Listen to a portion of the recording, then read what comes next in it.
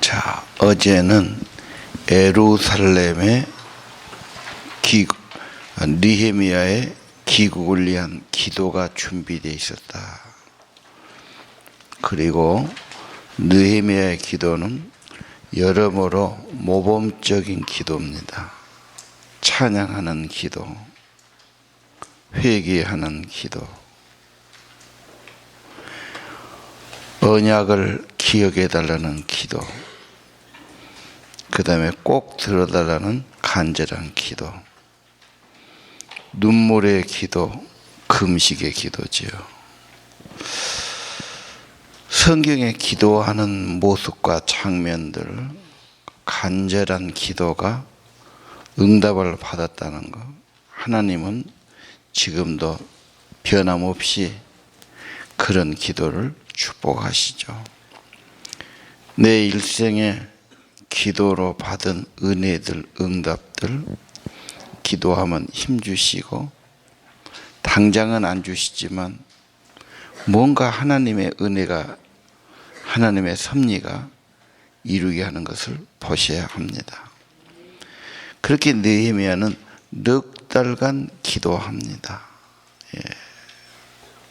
그리고 왕의 어떤 마음이 열리고 왕의 호의를 받는 사건이 벌어집니다. 기도 준비, 기도에 대한 어떤 하나님이 마음을 부어주신 거죠. 기도하는 것 자체가 소망이 있어요. 그래서 어쩌든지 겸손하게 어떻게든지 엎드려서 하나님의 도움이 꼭 필요합니다. 인도가 필요합니다. 은혜가 필요합니다.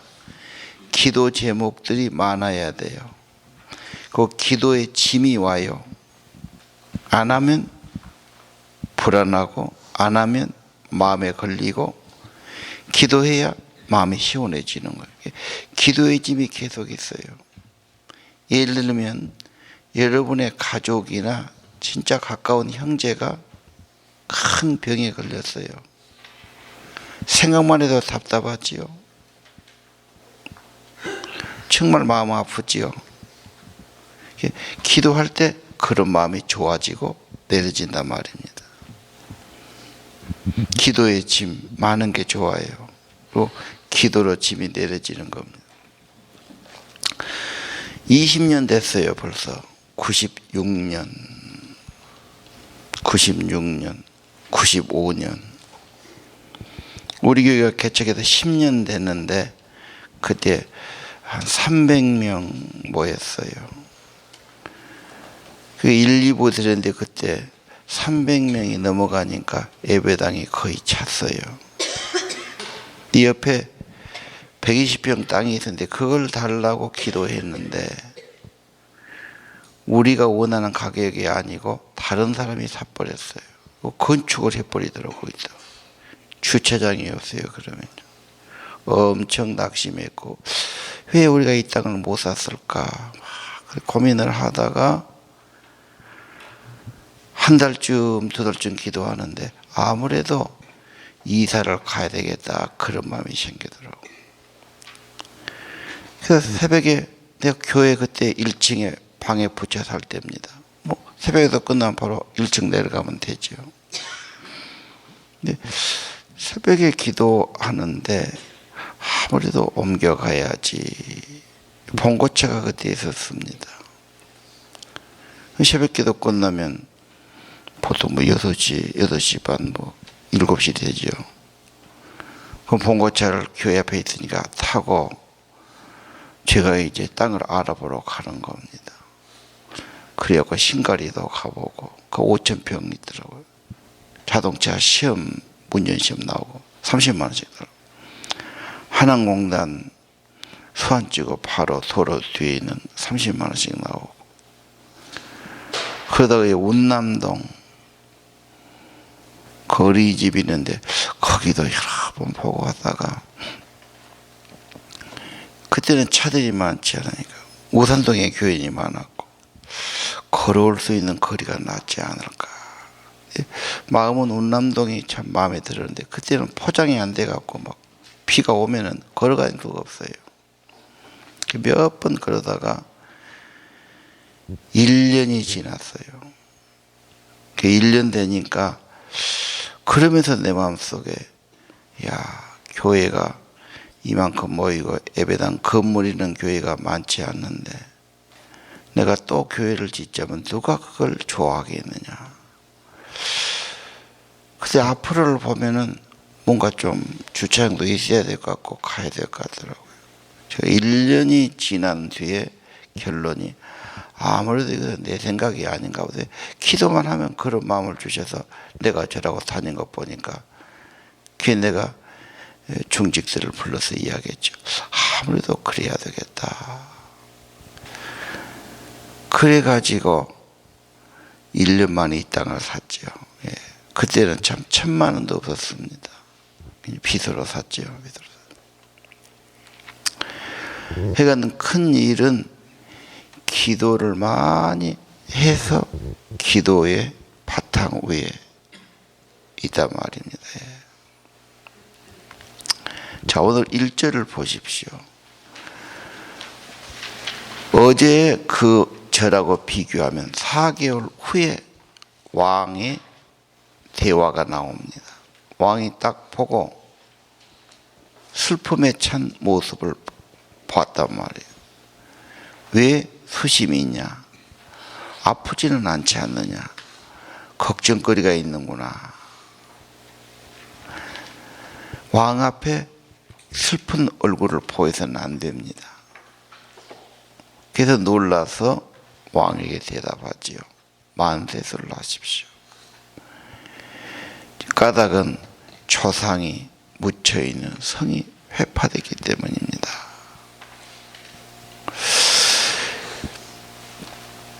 여기서 지혜는 우리 고국 그러면은 왕의 호의를 얻기가 어렵습니다. 고인들에 대한 애의, 부모에 대한 조상의 묘실, 이건 다 존경하는 마음이 있었어요. 그 당시에. 자식의 도리로 부모의 묘실, 조상의 묘실에 대한 이야기 하니까 왕도 이해를 하고 호의를 갖는 거예요. 왕이 이렇게 물어봐요. 그대가 원하는 것이 무엇이요? 엄청난 기회가 온 거지요. 자기는 왕의 허락이 있어야 움직일 수도 있고 뭘 얻어낼 수 있고 뭔 일이 되는 거지. 지금 왕이 절대적으로 필요한 분입니다. 그래서 4절이 유명하죠. 하늘하나님께 잠깐 기도했다. 지금 묻는데 대답은 안 하고 잠깐. 그러니까 하나님 이렇게 불렀겠지요. 전보 기도다. 그런 말도 하죠. 그러니까 짧은 기도, 순간의 기도, 1, 2초의 기도인데도 하나님 도와주세요. 이렇게 속으로 기도하고 왕에게 대답하죠. 왕의 마음에 드신다면 이 말투가 어떻습니까? 괜찮으시다면, 내 뜻이 아니라 왕의 마음에 드신다면, 괜찮으시다면 저를 보내주십시오. 근데 왕비도 같이 있었단 말은 굉장히 사적인 자리고 가족적인 분위기인데 왕의 마음이 좀 공무보다는 개인적으로 지금 이야기하고 싶은 그런 때란 말이에요. 왕이 기꺼이 보내줄 마음이 생겨서 시간이 얼마나 걸리냐, 가면 언제쯤 돌아오겠느냐. 그래서 7절을 보십시오. 왕이 괜찮으시다면, 허락하신다면 그 총독들에게 서신을 써가지고 가는 길을 보호해달라고 하십시오. 왜? 치안이 안전하지 않은 때가 아닙니까? 그리고 또 하나 부탁을 드려요. 절대적으로 필요한 목재, 숲을 관리하는 아삽에게 목재를 좀 달라 하십시오. 이 문짝을 만들고 집을 짓는 데는 나무가 너무나도 필요합니다. 자, 그냥 된 것 같지만 그런 수없는 눈물의 기도가 있었다. 그리고 왕을 만나는데 하나님이 은혜를 베푸신 거예요. 그래서 8절에 그랬죠. 하나님이 은혜를 베푸셔서 왕이 내 말을 듣고 편지를 써줬다. 왕이 보통 사람들이 아니지 않습니까? 절대 권력을 가진 사람인데. 그래서 왕의 마음이 보의 물처럼 하나님은 마음대로 왕의 마음을 감동하고 인도하시느니라. 잠언서에 그랬단 말이에요. 이 사람의 마음을 얻어내는 게 굉장히 중요한 일 아닙니까? 그리고 호위병까지 보내주면서 아주 총독으로 지금 예루살렘으로 오게 됩니다. 정권을 가지고 오지요.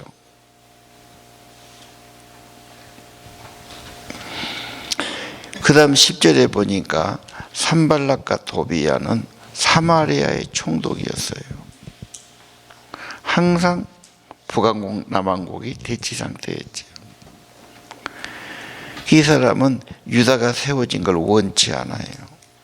도비야는 그의 신복 부하고 정보 일을 맡았다고 보고 있어요. 경찰에도 되지요. 이 두 사람이 짝인데 기분이 상하고 항상 라이벌이고 잘 되는 것 시기하고 언제나 반대가 있고 거스르고 역풍이 불어오지요. 뭐든지 나가려면 지향을 받지 않습니까? 전기도 지향을 받고 비행기도 지향을 받고 자동차도 달리면 지향받습니다.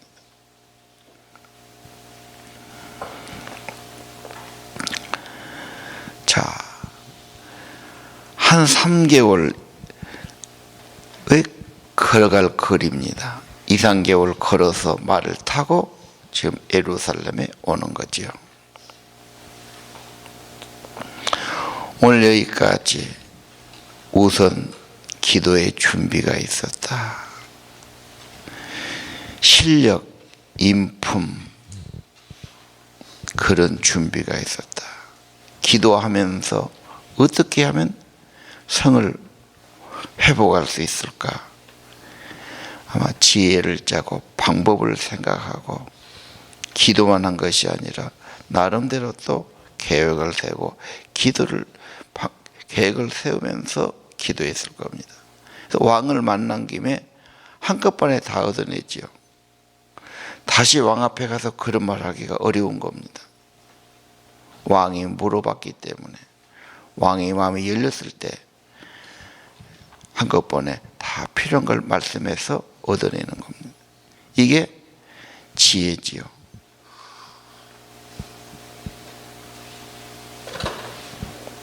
그만큼 준비가 돼 있었다. 연구를 했다.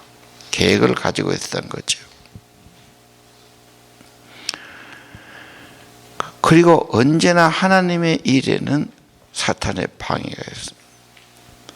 하나님 백성이 잘한 걸 싫어하지요. 시기하기도 하고 미워하기도 하고 언제나 있습니다. 기도하는 거 언제나 방해받지요. 복음 전할 때 방해받지요. 주님 일할 때 방해받습니다. 꼭 거스르는 자가 나옵니다. 사탄의 세력은 보이게 또는 보이지 않게 그렇게 나타납니다.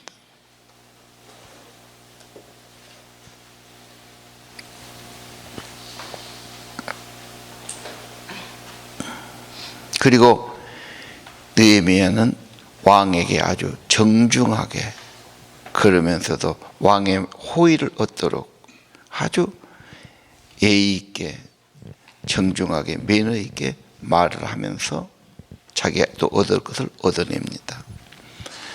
자, 11절 예루살렘에 왔지요. 이게 한 2, 3개월은 넘어 걸린 거라고 봅니다. 먼 길을 날마다 걸어왔어요. 3일 동안 쉬었다고 말이죠. 그리고 은밀하게 정찰을 나갑니다.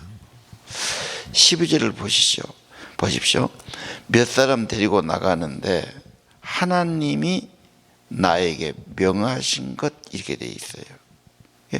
기도하면서 사명으로 받은 거예요. 낙심하고 울고 누가 해야 되는데 하다가 결국은 내가 해야죠, 이렇게 된 거예요. 나를 보내주셔서 기도했을 거예요. 결코 쉽지 않아요. 뭐가 생긴 일이 아니에요. 그러나 하나님의 이름이 있는 성, 하나님의 나라가 이루어지는 그 땅, 그걸 회복해야 되겠습니다. 그래서 사명으로 받았어요. 그래서 기도했고 더 기도했고 이제 왕을 만나서 결코 편한 길이 아닙니다. 그리고 사태가 그러니까 누가 알지 못하게 은밀하게 이렇게 밤에 몇 사람만 데리고 현장 답사를 나가는 거죠. 거기 뭐 골짜기 문이다, 샘문이다, 거름문이다, 뭐 이런 문이 쭉 나오지요. 한 2.5km쯤 되는 성으로 보는데 성이 없는 것 아닙니다. 많이 허물어졌지요. 고치는 거예요. 기초는 그대로 있으니까요. 어느 정도 남은 데도 있고 많이 허물었는데 성문들은 거의 불타버리고 부서졌다고 말입니다. 그것을 고치는 겁니다. 예. 수문은 항상 모여서 광장이 있어서 그들이 거기에서 집회를 가졌고, 골짜기로 나가면 샘 근처로 나가는 거고, 분문, 거름문은 이렇게 쓰레기를 내가는 그런 문이 있었고, 뭐 그런 식으로 여러 군데를 다닙니다. 이제 어디 갔더니 많이 부서져서 길이 없어요. 그래서 나귀를 타지 않고 걸어서 가봤다. 그래서 다 돌아봤단 말이에요. 아무 말도 안 했고 16절 아무도 몰랐다. 괜히 말 내면 더 문제가 불거지니까. 그 전에도 성전 지을 때도 산발랏이 막 고자질 해가지고 막 이것들이 역당을 일으킨다고 그래가지고 임금님이 조사하느라고 중지하라는 명령을 내린 적이 있다면 또 이제 그런 짓거리 할 거예요. 그래서 은밀하게 조사했습니다. 그리고 16절에 관리들, 유지들을 다 불러요. 17절이죠. 어떤 고난을 겪었습니까? 폐허가 됐습니다. 성문들이 다 불탔습니다. 이거 없으면은 울타리가 없으니까, 담이 없으니까 아무 보호도 못 받는 과거의 현실입니다. 이제 예루살렘 성벽을 다시 쌓읍시다. 이거 성이 무너진 채로 있다는 것은 정말 나간 집이고 부끄러운 일입니다. 그러면서 그들을 격려하고 용기를 주기 위해서 18절 하나님이 내게 은혜 베풀어 주시고, 하나님이 그런 은혜들을 주시고 도와주시고, 이걸 이야기해야 사람들이 힘을 얻을 거다. 왕이 내게 이렇게 지시했고 이렇게 도와주셨다. 그 두 가지 사실을 아니까 그들이 뭐라죠? 그러면 합시다. 열심을 내서 일하기 시작했죠. 자, 여기서 우리가 사람들을 격려하고 마음을 모으고 일을 하게 하고, 이게 지도력이죠. 나 혼자 어떻게 합니까? 사람들의 마음을 얻어내요. 마음을 묶어요. 그래서 이 크신 하나님의 일에 참여하도록. 그래서 그들이 기꺼이 합시다, 하겠습니다, 이렇게 나온 겁니다. 사람의 협력을 얻어낸다, 호소한다. 자기 남편에게도 호소해야 될 거예요. 아니 심지어는 애들의 마음을 얻어내기 위해서도 필요하지요. 아내한테도 큰 소리 먹고 안 되겠지요. 마음을 얻어내도록 호소해야 되고, 그 배후에는 기도가 있었다. 느헤미야가 기도의 사람입니다. 전략이 있는 사람, 지혜가 있는 사람이죠. 느헤미야를 통해서 일을 성취하는 것을 배웁니다. 준비하는 것을 배웁니다. 사람의 마음을 얻는 것이 굉장히 중요한 요소입니다. 같이 사는 가족들까지도 나한테 마음을 안 주고 나를 불신하고 나를 싫어한다면 뭔 일이 되겠어요? 그러지 않습니까?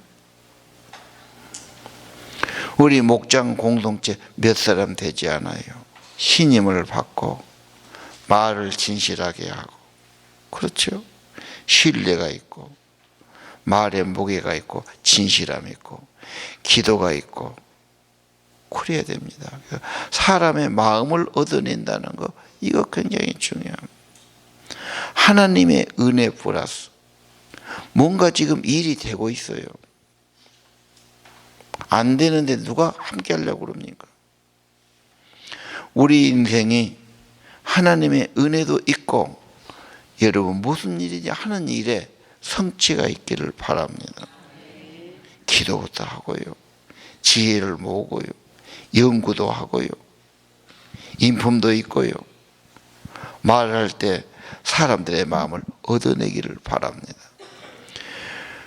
이 선한 일도 19절, 산발락과 도비야 게셈이 싫어하고 비웃으며 왕에게 반역하려고 그러냐,